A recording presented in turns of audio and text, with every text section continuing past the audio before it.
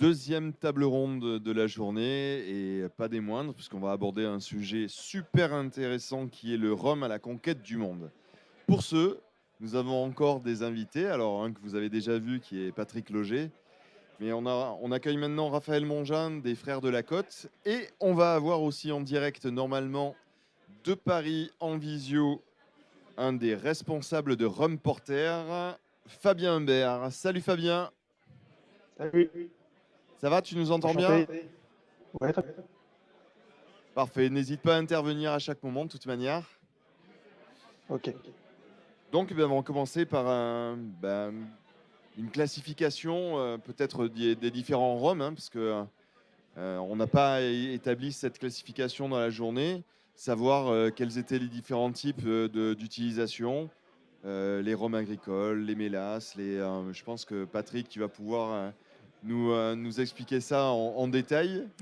Alors, je vais tâcher avant toute chose, bonjour tout le monde et merci pour nous accueillir aussi brillamment et de nous permettre de rencontrer les acteurs du Rhum qui sont ici présents et qui nous font partager leur expérience.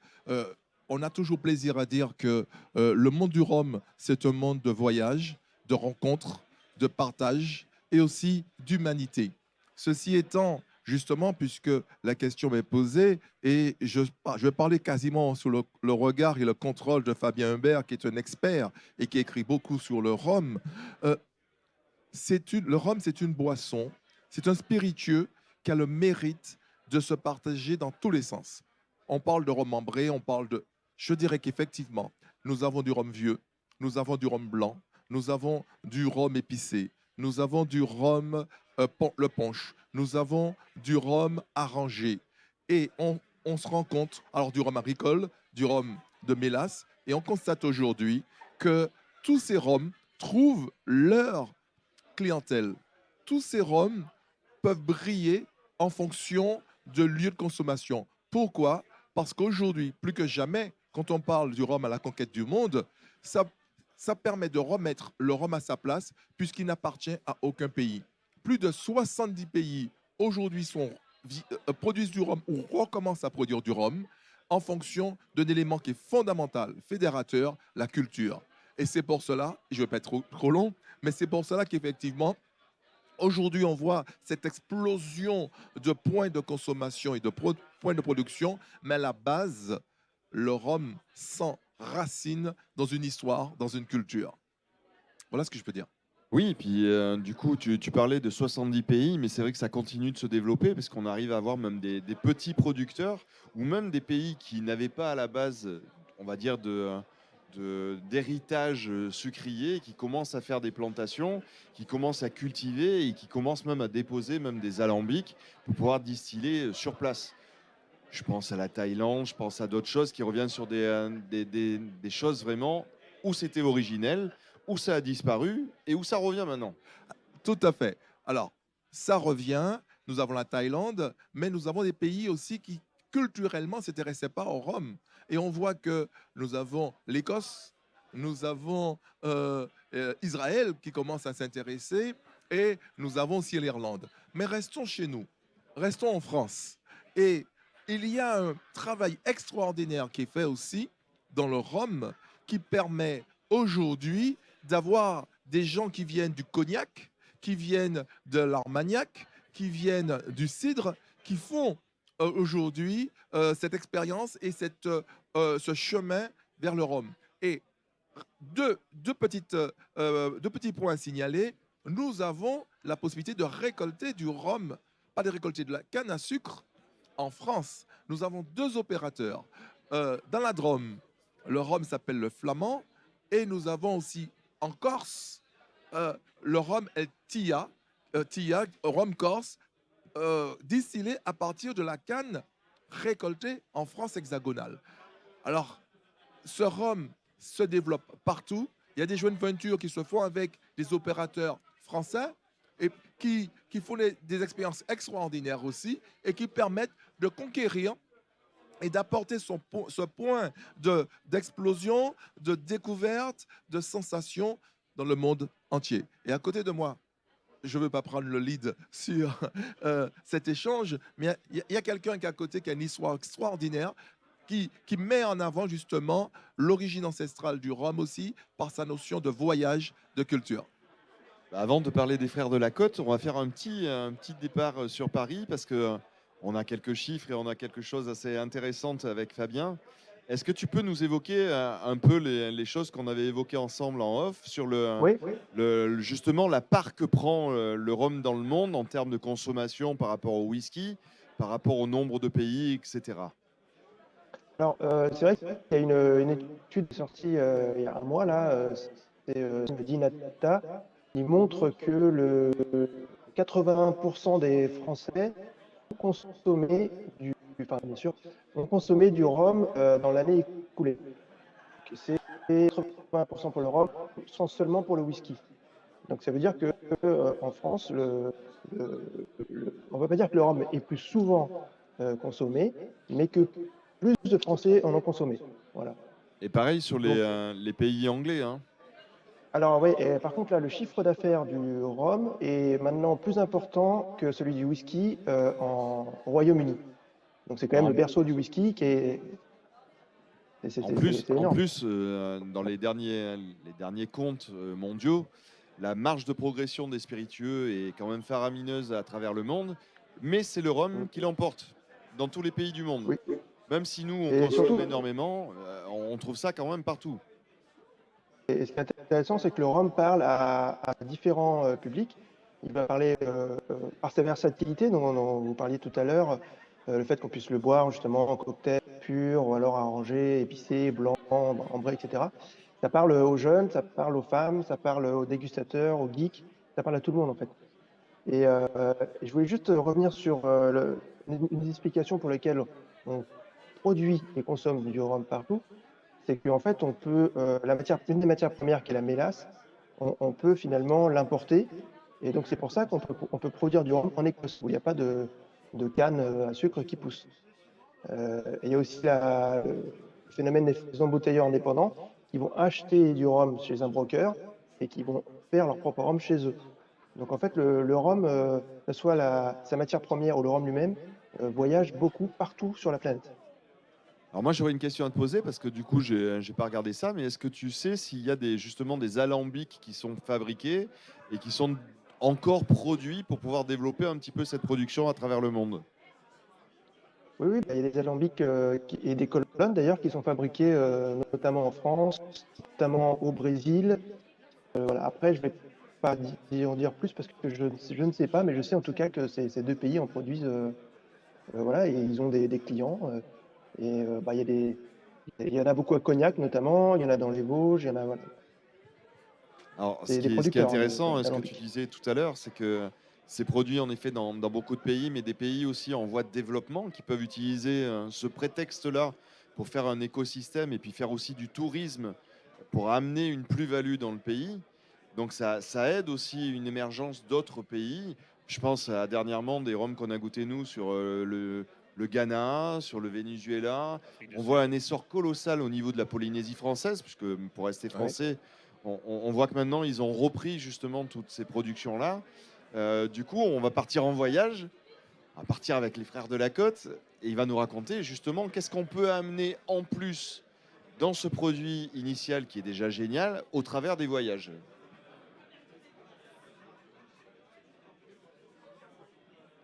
Excusez-moi, est-ce que vous pouvez répéter la question, s'il vous plaît?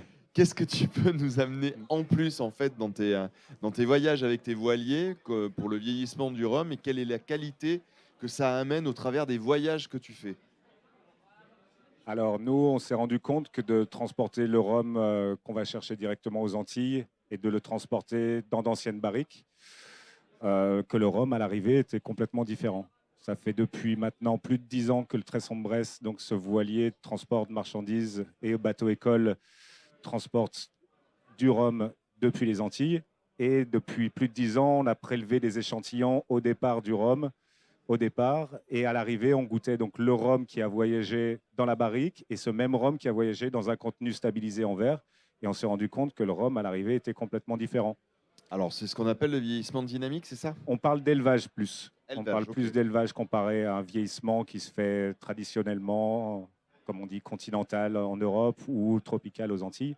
On parle plus d'élevage, sachant que le voyage ne dure pas des années, comme on parle de vieillissement, mais uniquement quelques mois. Ok. Et en quelques mots, qu'est-ce que ça apporte en termes de mouvement sur la barrique et sur le rhum? Alors on s'est rendu compte, nous on trouvait juste en tant que marin, voilà, on trouvait juste le rhum meilleur, qu'il avait un meilleur goût de Orvienzi, comme on dit. Mais on voulait savoir vraiment pourquoi il était meilleur. Et donc, c'est pour ça qu'on a ramené des échantillons à tous les maîtres de chais de chaque île où on s'arrête, à La Palma aux Canaries, que ce soit à la Barbade, avec Richard Seale, avec Franck Dormois à la Martinique, avec Jean-Cédric Brault et Dominique Thierry à Marie-Galante, ou en République dominicaine. Et les maîtres de chais, c'était assez unanime.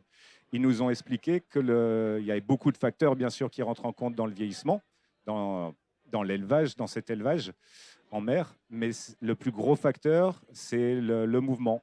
Le mouvement, le brassage, parce que le vieillissement, c'est quoi? C'est l'échange avec du spiritueux avec la barrique, avec le bois. Et le fait de passer plusieurs mois en mer, dans la barrique, à être en mouvement continuel pendant des mois. Ils nous ont parlé de brassage qui va entraîner une suroxygénation du spiritueux et une meilleure intégration alcoolique. Et c'est ce qu'on retrouve, c'est les rhums sont beaucoup moins agressifs, beaucoup plus ronds, plus gourmands. On en a pu faire l'expérience parce qu'on ramène des rhums vieux, mais on a ramené aussi des rhums blancs premium qui ont vraiment évolué vers cette rondeur. Et l'alcool mieux intégré permet au palais de capter une nouvelle palette aromatique. Donc on a une très forte évolution sur cet élevage en mer après quelques mois passés à être brassés continuellement autour de l'Atlantique Nord. Alors, ce qui est assez étonnant en plus, c'est que non seulement ça fait cette oxygénation, cette aération, mais tu as aussi sans doute l'humidité de l'eau qui apporte aussi quelque chose au niveau de la barrique et du travail. Mais ce que les gens savent peut-être pas, c'est que vous faites tout à l'ancienne. C'est-à-dire que les fûts sont amenés au bord de sable, sont amenés à la nage et on les met à cale. C'est comme C'est ça qu'on ça. dit. Alors ça, c'est uniquement en Martinique et à Marie-Galante, dans les Antilles françaises. Alors, une expérience qui avait été faite et qui était très intéressante pour les amateurs de rhum, c'est qu'ils avaient mis un moment avec la distillerie La Favorite, la bouteille après le cheminement par ton bateau et un petit échantillon du rhum blanc initial. Alors, déjà, on Exactement. voit que la couleur a évolué, changé, s'est transformée en quelque chose de beaucoup plus ambré. Et Complètement. surtout, ça nous permettait de voir justement le travail qui avait été effectué par le trajet. Exactement. Et ça, c'était vraiment intéressant. C'était le but de cette expérience, de montrer un maximum de gens, parce que tous ces tests qu'on faisait, on prélevait juste quelques bouteilles de la barrique. Mais là, on a vraiment chargé le rhum blanc originel et on l'a chargé dans des contenus stabilisés, donc qui ne sont pas des barriques, pour vraiment montrer à un maximum de personnes cette évolution, ce qu'on a ressenti depuis plus de 10 ans. Aujourd'hui, on peut le faire goûter à un maximum de personnes. Ouais. Alors tu dis que ça n'a pas voyagé énormément, mais j'ai cru comprendre quand même, pour en avoir vu des grosses bouteilles des Magnum, si c'est pas le cas, de vieilles cuvées, enfin de cuvées que vous avez gardées plus longtemps que les autres à bord du bateau, c'est ça? Alors, ça dépend en fonction des escales. C'est sûr que le bateau, le premier chargement se fait à La Palma aux Canaries. Et là, ils vont passer, les rhums qui vont passer le plus de temps en mer. Ouais. Vous avez fait une série limitée, sérigraphiée qui était magnifique. Mhm. C'était sur une durée plus longue, hein, c'est ça? Non, non, c'était sur une durée. Le rhum qui va passer le plus de temps en mer, c'est 5 mois à La Palma aux Canaries. En plus, après, celui qu'on charge à la Barbade va passer 4 mois. Celui de Martinique, c'est entre 4 et 3 mois. Et le dernier de République dominicaine, la dernière escale caribéenne avant le retour aux Açores. Et puis en Europe, 3 mois. Et est-ce que demain, vous avez la volonté d'aller découvrir, entre guillemets, des nouveaux rhums? Quand je parle de nouveaux rhums, j'ai envie de parler plutôt de rhum Équateur, Venezuela, qu'on voit ressortir aujourd'hui beaucoup moins, j'ai envie de dire, saucé qu'avant, beaucoup plus traditionnel. Est-ce que vous avez une volonté d'aller ramener comme ça et aller à l'abordage, en fin de compte, de nouveaux rhums pour pouvoir nous faire découvrir de nouvelles saveurs également? Alors, le but, c'est de travailler dans le long terme. Nous, le but, c'est de travailler dans la continuité, d'avoir des escales pérennes. Donc, c'est le but pas travailler tous les ans avec un nouveau producteur, une nouvelle distillerie. Ce sont d'abord à la base une entreprise humaine, des petites entreprises humaines, des entreprises familiales où il y a beaucoup de... C'est comme une relation entre un armateur et un capitaine, c'est des relations de confiance. Et donc, quand on noue une relation avec des producteurs, ce sont à la base des amitiés qui se nouent. Avant des relations commerciales, ce sont d'abord des amitiés. Et le but, c'est de pérenniser ces amitiés. Après, on est toujours à la rencontre de nouveaux amis, ça c'est sûr. Mais oui, on est ouvert à faire de nouvelles escales, ouais, et de découvrir de nouveaux horizons. Ouais.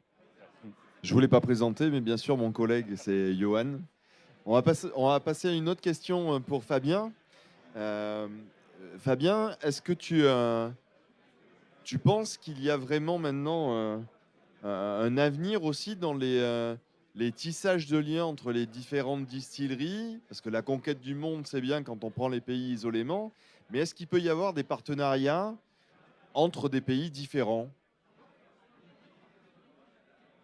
Ah, alors là, c'est une question intéressante. Ça existe déjà un petit peu. Par exemple, il y a les cognaciers de Maison Ferrand qui ont acheté des distilleries ou des parts de distilleries à la Jamaïque et à la Barbade. Donc là, c'est quand même un exemple de deux pays bon, de tradition anglaise, mais avec aussi des traditions de fabrication du rhum qui sont un peu différentes et qui travaillent ensemble, main dans la main, puisque c'est le même groupe. Sinon, il y a Campari qui a acheté un rhum jamaïcain Appleton et qui a aussi Trois-Rivières et Lamonie en Martinique. Donc, pour l'instant, ça existe un peu comme ça, mais peut-être qu'avec le sommet qu'organise Patrick, on va avoir plus de choses qui vont se passer. Il y a autre chose, c'est les embouteilleurs indépendants qui sont très intéressants parce que eux, ils prennent des rhums qui viennent de partout. Donc, par exemple, ils vont prendre un rhum de la Guadeloupe et ils vont le marier avec un rhum de la Jamaïque et puis un autre rhum, je sais pas moi, un grog du Cap-Vert.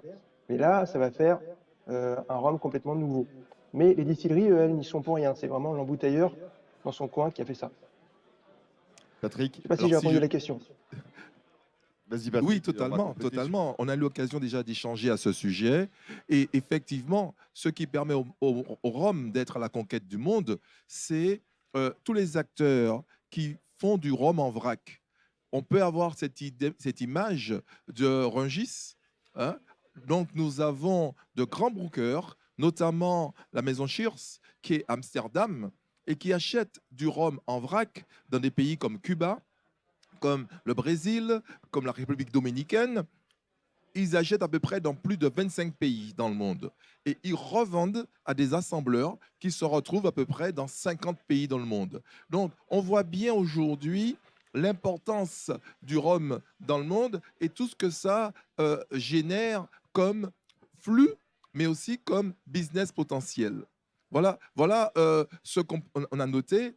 Et ces gens qui achètent ce rhum en vrac peuvent faire des assemblages, peuvent se permettre de l'élever, de le vieillir selon les méthodes et d'apparaître demain sur le marché en se positionnant comme un nouvel acteur du rhum. Mais est-ce que l'avenir du rhum demain est toujours sur les brokers et les grandes maisons ou est-ce qu'il est plutôt sur du lien direct producteur et consommateur? La réponse est plutôt culturelle. Alors c'est vrai qu'il y a des grands groupes qui ont une volonté business pure, mais à la base, c'est vraiment culturel. À la base, ce sont des gens qui s'intéressent à ce que le rhum a représenté pour eux ou qui peuvent représenter et écrivent une histoire, pas toujours bien précise, pas toujours bien détaillée, mais à la base, c'est une histoire. Tout à l'heure, j'ai écouté encore avec grand intérêt, j'ai eu l'occasion déjà de lire ce qui est écrit sur les Frères de la Côte, et quand il en parle, il nous emmène, il nous fait voyager, et ça attire une clientèle. Et ce ne sera pas la même approche que des grandes maisons vont réaliser. Nous avons aujourd'hui, justement, et c'est ce qui contribue à la conquête du rhum dans le monde, nous avons aujourd'hui des acteurs comme LVMH qui a décidé effectivement d'être aussi incontournable avec cette expérience à Cuba, reprendre une distillerie cubaine, Eminente, et on est très curieux de savoir ce qu'ils vont en faire, puisque après l'expérience de Hennessy, du cognac, ils veulent être aussi incontournables. Ça, c'est un des aspects de l'évolution du positionnement du rhum dans le monde. Et puis, il y a tous les autres pays, notamment d'Afrique. Nous avons au Sorum aujourd'hui la présence du Bénin qui présente aussi le rhum avec cette volonté d'être un acteur. J'ai envie de dire, avec le rhum, le soleil brille pour tout le monde. Alors moi, du coup, je vais faire un peu l'avocat du diable 2 secondes. Est-ce que la plupart des stocks sont gérés, comme tu l'as dit, par des gros groupes comme Cheers ou autres, qui ont un peu le monopole sur le marché mondial? Est-ce que, du fait que le rhum prenne de plus en plus d'ampleur, ils vont pas, eux, gérer justement les prix, gérer les stocks, et à l'encontre du développement mondial? Je pose un pavé dans la mare, mais j'assume. Alors, j'espère qu'on aura l'occasion, ils seront au Mondial du Rhum, mais ce sont des questions que nous posons, parce que qui aurait cru, il y a cela 10 ans, qu'on aurait eu un tel engouement pour le rhum? Et l'une des premières réponses, c'est effectivement cette appropriation par tous les pays qui font que c'est un spiritueux, je dirais, tout monde. Voilà ce qu'on pourrait dire et qui explique qu'il y ait autant de manifestations autour du rhum dans le monde. Il faut compter plus de 300 manifestations uniquement dédiées au rhum. Qu'est-ce que t'en penses, Fabien? Oui, pour répondre à ta question, parce que dans le dernier numéro de Rome Porter, on a parlé de la spéculation, bon, et donc le prix des bouteilles qui arrivent jusqu'au public, mais il y a aussi le prix du rhum en vrac qui augmente énormément. Donc ces brokers, dont Chir, etc., euh, se rendent compte qu'il y a de plus en plus de demandes, qu'il y a de plus en plus de gens qui veulent leur acheter des barriques de rhum pour les sortir sur leur marque. Et donc, notamment, j'ai interviewé Morgan Ritchie de la famille Ritchie, là, qui m'a dit il y a des augmentations faramineuses sur les stocks de vieux rhum. Donc, effectivement, peut-être que on risque d'avoir un développement un peu comme le whisky, où finalement, les prix vont s'envoler sur les rhums, en tout cas les plus haut de gamme, et ça va devenir de plus en plus difficile d'acheter des très vieux rhums. On n'en est pas encore là, mais ça prend en tout cas ce chemin-là. Sachant Alors, quand même 90% du rhum dans le monde, c'est du rhum qu'on boit en cocktail ou en long drink, hein. Alors après, c'est vrai que pour les connaisseurs, pour des fûts un peu plus vieux ou des choses un peu plus recherchées, moi j'aime beaucoup les Caroni, ça devient complexe et on sait l'essor que ça va avoir dans les années à venir.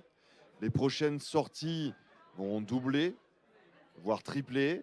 Bon, en plus, il y a un certain engouement mondial, donc c'est vrai que là, en plus, on va sur des sommes déraisonnables pour en obtenir. Mais justement, est-ce que c'est pas une limite après financière pour pouvoir accéder à goûter un jour des cuvées comme ça? Pour moi, ça reste un potentiel de faisabilité, de route qu'on ne peut pas encore imaginer.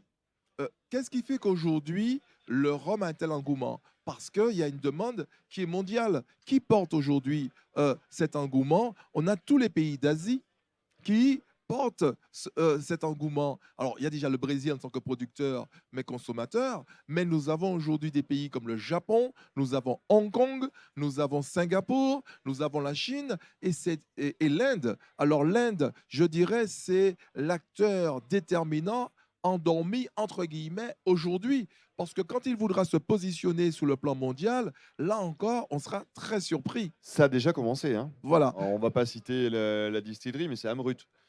Alors, tout à fait. Et donc, pour rester dans cette idée d'offre importante, on voit justement que l'Asie tire tous les rhums, puisque l'Asie est devenue un peu la capitale de la mixologie. C'est de là qu'on va travailler les rhums vieux, mais les rhums blancs avec tous les cocktails, qu'on va marier avec les fruits, et parce que, avec les épices, parce que la demande est là. Et on voit bien, pour répondre à la demande, on aura des rhums qui seront à 62 degrés qu'on va retrouver en Afrique du Sud, comme des rhums qui seront à 28, 30, 40 degrés pour répondre à toute cette clientèle. Après, on voit aussi émerger beaucoup de nouveaux pays producteurs, j'ai envie de dire. On parlait de l'Asie. On voit en Thaïlande le nombre d'acteurs qui sont apparus, ou en Asie en général. On sait que l'Inde, ils ont la capacité de faire pousser de la canne comme il n'y a pas. Et on voit l'Afrique aussi émerger gentiment. Mais est-ce que c'est pas ça le nouvel Eldorado de demain, quoi? Est-ce que l'Afrique demain n'a pas un rôle à jouer justement au niveau de cette culture, au niveau du rhum, et en fin de compte réenraciner le rhum en Afrique? Il y a un courant africain, puisqu'il y a 5 ou 6 mois, l'Angola présentait son rhum. Et c'est intéressant parce que nous avons, on va sortir notre casquette française, tout un rôle à jouer. Et quand on parle d'écosystème, c'est parce que cet engouement sur la boisson amène tout un pan d'activités qui vont de la qualité de la canne choisie jusqu'au design sur la bouteille. Et quand je parle de ça, je fais référence à une structure française qui est à La Réunion, qui est Aircan qui travaille avec l'INRA et qui permet justement d'apporter la meilleure adéquation entre la qualité de la terre et la canne qu'on escompte qui va permettre d'avoir la meilleure productivité. Et justement, Aircan produit beaucoup pour l'Afrique aujourd'hui. Et il se repose sur les travaux réalisés justement à La Réunion Alors, avec les experts français. c'est intéressant parce que ça remet un équilibre mondial, parce qu'on a vu que l'Asie, en effet, était un énorme consommateur de spiritueux, que ça prend un essor faramineux en termes de rhum, mais c'est aussi les pays qui ont le plus de pouvoir d'achat pour une bouteille.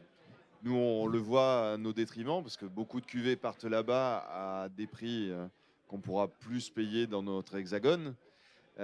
Et ça va être, à mon avis, un frein dans ces pays-là. Et justement, le rééquilibrage mondial pourra peut-être se faire au travers de ces continents. On le suppose parce que on voit aujourd'hui des acteurs, et Fabien à l'occasion pourra nous en dire plus, mais des acteurs qui prouvent que ce spiritueux mondial avec Rome Trade et ainsi que Radar Spirit, et Fabien, s'il veut bien nous en dire 2 mots, va montrer effectivement comment ce spiritueux est mondial, et il se passe énormément de choses. Nous avons la chance d'être là et d'observer tout ce qui se passe à ce niveau. Oui, alors c'est vrai que maintenant il y a des sites qui permettent de valoriser ces bouteilles, de voir de combien elles valent et ensuite de pouvoir les revendre. Donc c'est vrai que le business de la revente et donc la spéculation devient mondial. Moi j'ai un peu peur que sur les cuvées les plus confidentielles et peut-être les producteurs les plus confidentiels, on retrouve un petit peu un modèle à la bordelaise, je veux parler du vin, ou à la bourguignonne, c'est-à-dire que bah, les prix augmentent tellement que finalement les Français ont du mal à se les payer. Les bouteilles deviennent sous allocation, c'est-à-dire qu'il y a une liste d'attente pour pouvoir y accéder, et que ça fasse ça parce que les producteurs vont préférer vendre ça en Asie parce que parfois c'est plus proche et parce qu'ils peuvent les vendre plus cher. Voilà, mais ça c'est faut rappeler que c'est pour une toute petite partie du rhum mondial, hein. La plupart du temps, quand même, comme j'ai déjà dit, mais le rhum, c'est du rhum blanc qui est bu en cocktail. Et il y a quand même eu un motif d'espoir, c'est que l'Hexagone, en tout cas, on a beaucoup de chance. Toutes les marques premium veulent venir nous voir et ils veulent s'implanter sur le marché français.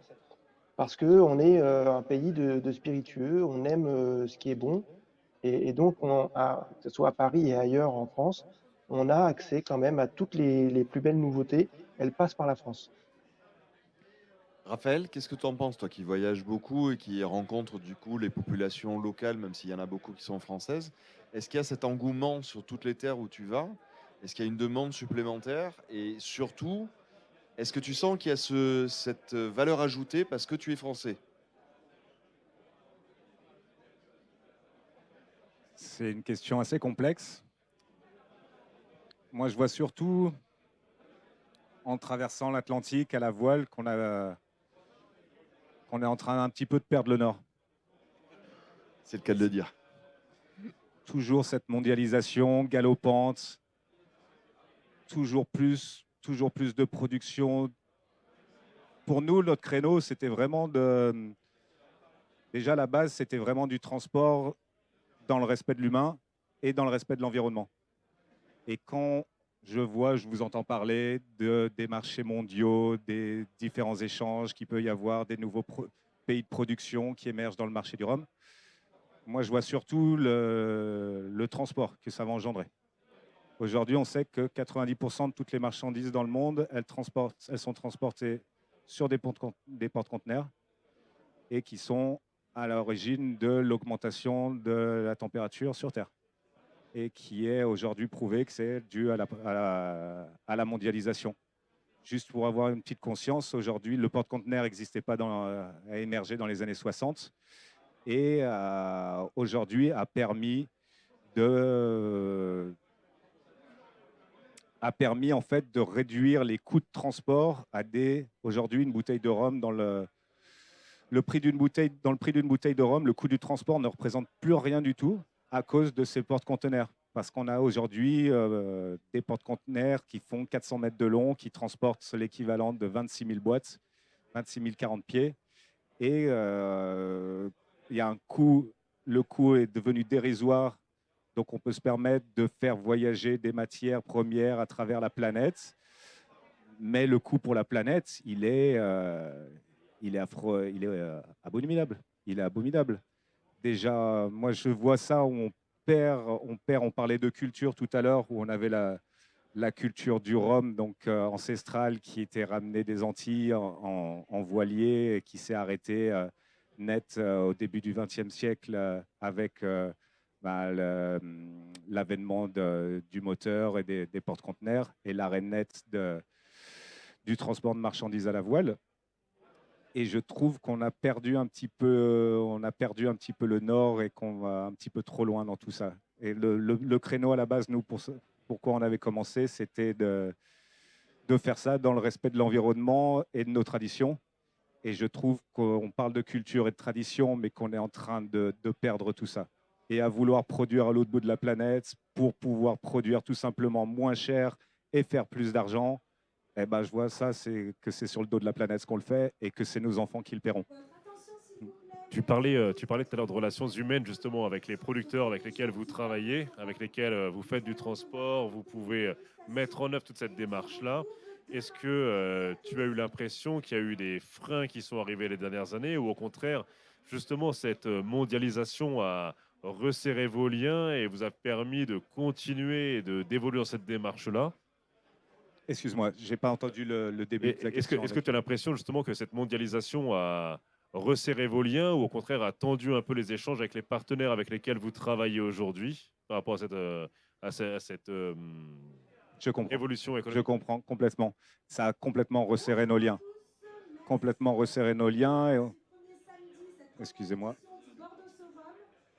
Vas-y. Oui, c'est bon. D'accord. Non, ça a vraiment resserré nos liens et on s'en rend compte de plus en plus, justement avec cette mondialisation galopante et les gens qui ont de plus en plus conscience que le but premier, c'est de consommer local. De consommer local, nous, c'est notre credo depuis le début. C'est pour ça qu'on ne transporte pas de produits qu'on pourrait consommer localement. Le but, c'est de consommer local ou pour des produits exotiques comme le rhum, le café, le cacao à la voile. Et ça, historiquement, on peut le faire depuis les Antilles et avec notre patrimoine, notre culture française dans les Antilles françaises, on peut le faire grâce à ces voyages en mer qui, dans l'Atlantique Nord, en fait, on suit le vent. C'est pour ça qu'on descend au-dessus de l'équateur pour attraper les vents portants qui nous emmènent aux Antilles en suivant les vents et le courant et en revenant avec le Gulf Stream, en attrapant le bas des dépressions pour rentrer. C'est une rotation de l'Atlantique Nord. Et c'est ce qui nous permet de naviguer à la seule force du vent. Voilà, Patrick, tu veux réagir? Alors, c'est toujours avec plaisir que je l'écoute à côté parce qu'il nous fait voyager. Néanmoins, effectivement, le rhum est devenu une boisson mondiale. Si tout le monde produit du rhum, ça deviendra quasiment une boisson locale pour tout le monde. Mais nous ne sommes pas encore là. Aujourd'hui, il y a des rhummiers qui sont déjà sensibilisés à cette notion d'écologie, qui sont de l'empreinte carbone. Et aux Antilles françaises, il y a des distillateurs, il y a des rhummiers qui sont très soucieux de ce phénomène écologique. Et l'économie circulaire intéresse certains puisqu'il y a une très belle expérience qui est faite en Martinique, où des jeunes, 4 jeunes, Emerwall, récupèrent la bagasse, et avec cette bagasse, produit des cloisons dans le bâtiment, des cloisons isolants pour les bâtiments. Et il y a d'autres expériences en matière d'énergie renouvelable pour voir comment on va récupérer les résidus de la production de rhum pour effectivement permettre un mieux vivre ensemble pour les générations à venir. C'est pour cela que je dis que nous assistons à une transition et essayons dans cette transition d'être les acteurs les plus importants, puisque cette transition permet de créer des emplois, permettre à des sociétés qui n'avaient pas un marché très ouvert ou qui avaient un marché ouvert mais pas sur le rhum, de pouvoir rentabiliser leur outil de production. Je pense à tous les producteurs de cognac qui aujourd'hui se lancent dans le cognac, dans le rhum, dans la région de Cognac, et tous les fabricants de tonneaux, les fabricants d'alambics, les agrochimistes, les designers, et aujourd'hui trouvent dans cette évolution de conquête du rhum des opportunités à la fois de business, mais aussi d'emploi. On va très loin et on est vraiment dans un écosystème. Alors, est-ce qu'il ne faudrait pas créer une entité qui génère justement une orientation pour pouvoir aller sur cet écosystème qui reste un écosystème, comme le disait tout à l'heure notre ami, respectueux de l'environnement, respectueux des traditions, des origines, tout en ayant quand même la capacité de pouvoir voyager peut-être autrement pour partager ça aussi au niveau mondial. Et si cette entité peut être créée, qui génère ça et qui gère ça? Ça va être très difficile parce que le rhum appartient à tout le monde. Comment faire un Thaïlandais, un Canadien, un Cubain réfléchir avec un Français, un Italien aujourd'hui et demain un Écossais sur cette dynamique respectueuse avec des règles qui s'appliqueraient à tout le monde? C'est un vœu pieux, peut-être qu'on va y arriver, mais aujourd'hui, c'est un très, très grand chantier qui est analysé et qui est étudié au niveau de l'Europe. On pourra en parler aussi davantage sur la notion de rhum. Qu'est-ce qu'un rhum pour faire la différence avec les boissons spiritueuses à base de rhum? Fabien, si tu as quelque chose à rajouter, du coup? Bah oui, sur cette notion d'écologie, c'est vrai que, comme le disait Patrick, la plupart des producteurs de rhum font maintenant attention à retraiter la bagasse, à l'utiliser pour faire chauffer leur four, etc. Retraiter les vinasses, etc. Mais le gros point noir, et ça a été dit effectivement, c'est le transport. Euh, Parce qu'il faut transporter souvent des bouteilles vides pour les emmener sur les lieux de production qui sont des îles, par exemple. Des bouteilles vides, ensuite, on les remplit de rhum, hop, on les ramène ensuite en métropole. Hein, je parle des Antilles ou de la Réunion d'ailleurs. C'est vrai que ça, pour l'instant, on n'a pas trouvé de solution à part les initiatives comme les Frères de la Côte, où on peut transporter de petites quantités de rhum sur des voiliers. Mais voilà, pour l'instant, le bilan carbone de la filière n'est pas terrible à cause du transport.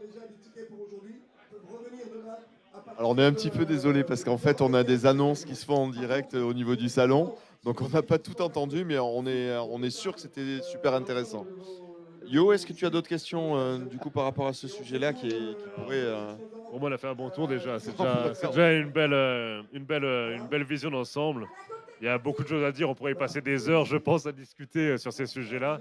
Donc du coup, qu'est-ce qu'on pourrait synthétiser pour rendre le monde accessible, le rhum accessible dans le monde pour tous, que ce soit un équilibre, avec quand même cette notion de plaisir et de partage? Mais c'est que le rhum fait son chemin tout seul déjà. Chaque pays a son point de vue culturel sur le rhum. Il ne se boit pas de la même façon, il ne se travaille pas de la même façon. Et quand on voit comment l'innovation pénètre en plus ce secteur, on s'attend à des choses inédites, originales. Donc, c'est difficile de pouvoir dire, voilà comment le rhum doit s'imposer. Il ne se vit pas de la même façon aux États-Unis, qui se réapproprie le rhum et qui est déjà la deuxième boisson aux États-Unis, mais avec une approche sur le plan historique qui permet de le positionner différemment. En Amérique latine, c'est la même chose. Et à Cuba, par exemple, il faut savoir qu'à Cuba, la formation de maître de chai est devenue patrimoine immatériel de l'UNESCO. parce qu'il y a un savoir-faire. Et les Cubains, justement, estiment qu'en ayant une formation de maître chef de 12 ans et en pouvant l'exporter, c'est une façon aussi de faire découvrir le pays et d'arriver aussi sur le spiritourisme. Donc, quand on parle rhum, le rhum appartient à tout le monde et personne aujourd'hui ne pourrait dire voilà ce qu'il faut faire dans le rhum sur le plan mondial, puisqu'il est aussi ancré, enraciné dans l'histoire des pays qui le produisent, mais aussi dans la culture, la façon de le vivre. Voilà. Très bien, ben, merci beaucoup.